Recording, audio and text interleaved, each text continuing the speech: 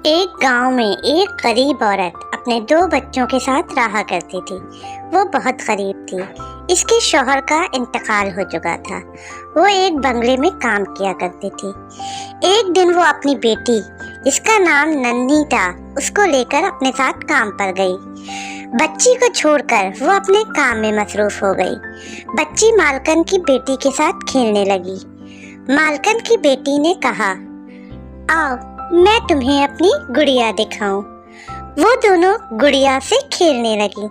गुड़िया बहुत खूबसूरत और कीमती थी। घर आकर नन्ही अपनी माँ से जिद करने लगी कि मुझे भी वैसी ही गुड़िया चाहिए।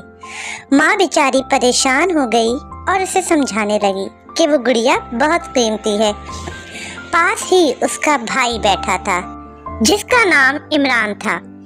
इमरान ने नन्ही से वादा किया कि वो उसे गुड़िया जरूर दिलाएगा। मैं अपने सारे पैसे जमा करूंगा और तुम्हें वो गुड़िया जरूर दिलाऊंगा। इमरान को अखबार बेचकर जो पैसे मिलते थे, इसमें से थोड़ा थोड़ा जमा करने लगा। नन्ही रोज उससे पूछती, भाई गुड़िया कब लाओगे? एक दिन इमरान के पास कुछ पैसे जमा हुए तो वो दुकान पर पहुंचा।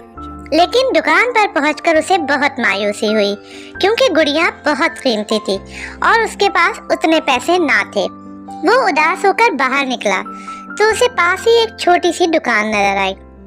इमरान जब उस दुकान पर पहुंचा तो उसे उन पैसों में एक छोटी सी गुड़िया मिल गई। इमरान जैसे ही गुड़िया लेकर घर पहुंचा तो नन्ही बहुत खुश हुई और गुड़िया को अपने हाथ में ले लिया।